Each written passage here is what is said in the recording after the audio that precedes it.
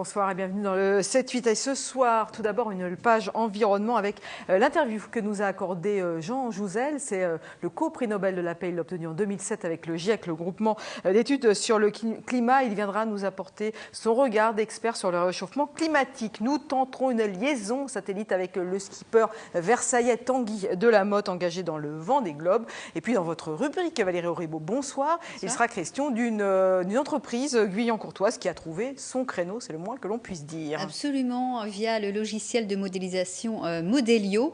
L'inventeur sera avec nous sur le plateau pour en parler. D'accord, donc vous nous expliquerez ce qu'est un logiciel de modélisation pour ceux qui, comme moi, ne le savent pas. Tout à fait. Vous nous expliquerez ça clairement. Et puis nous finirons ce 7-8 avec un grand éclat de rire et surtout d'humanité avec l'association Zygomatique.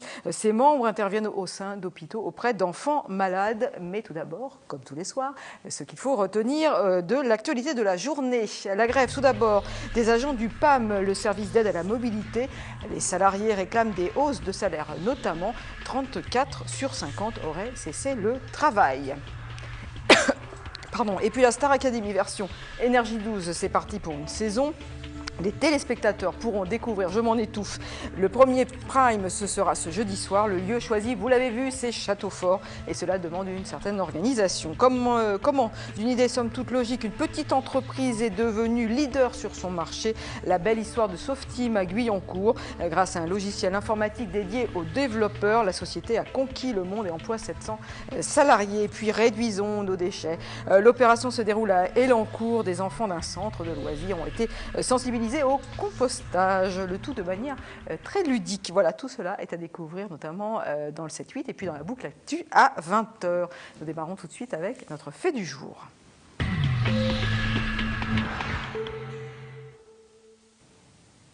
Des salariés de l'entreprise Lucky Star, entreprise de transport adapté qui dépend du service d'aide à la mobilité, sont en grève ce mardi. Un reportage signé Anthony Reich et Patrick Jacques de Dixmude.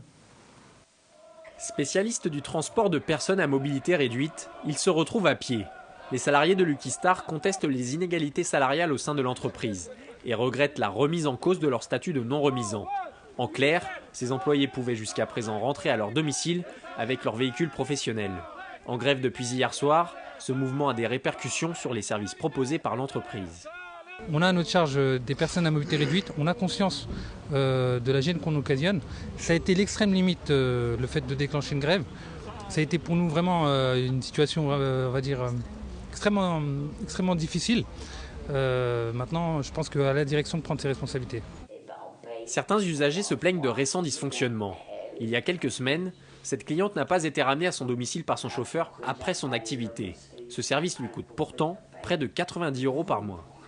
J'ai vu personne, mais là, il y avait, comment on dit, assistant en personne en danger. Qu'est-ce que vous voulez que je fasse? De Versailles à Montigny, j'y vais en fauteuil. La grève, suivie par plus de 50% des employés, devrait se prolonger pour une durée illimitée. La direction, jointe par téléphone, affirme avoir fait 4 propositions, dont la mise en place d'un calendrier annuel de négociation salariale. Voilà, et on va revenir dans quelques instants avec Moustapha Idas, qu'on a entendu dans ce reportage. Il est délégué syndical. Mais d'abord, on va démarrer par notre chiffre du jour. Il s'agit de 34. Ce serait le nombre d'agents qui auraient stoppé le travail aujourd'hui. Alors, Moustapha Idas, bonsoir. Je crois qu'on vous a en ligne. Bonsoir. On va revenir d'abord sur ce mouvement. Là, il est 18h passées. Est-ce que le mouvement sera ou non reconduit demain? Oui. Oui. Bonsoir. Bonsoir. Oui. Oui, le mouvement sera reconduit demain.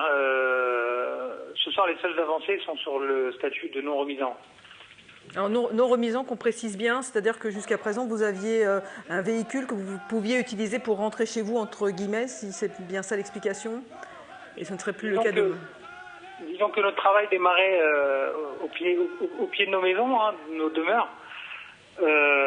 On se rendait pas au dépôt pour récupérer les véhicules pour aller travailler. On allait travailler directement de notre domicile.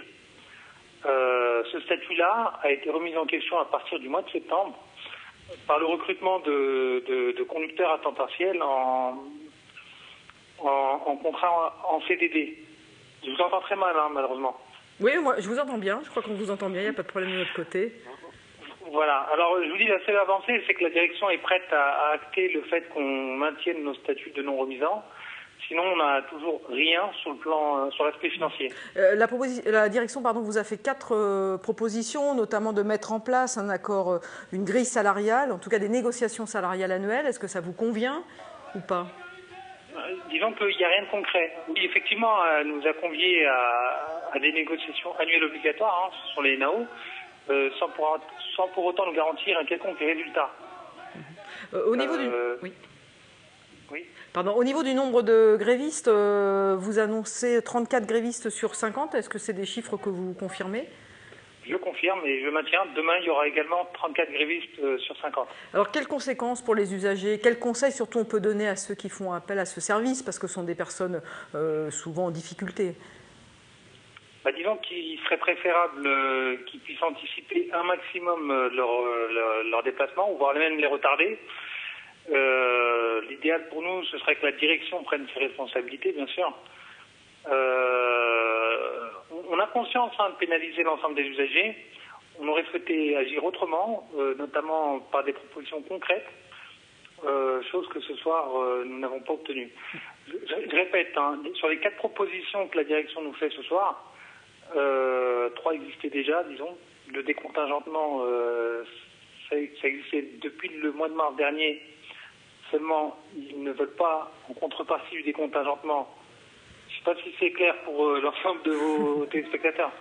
C'est des problématiques effectivement qui appartiennent aux salariés, mais qui sont intéressants aussi d'expliquer. Voilà. Mais donc du coup, oui, dites-moi.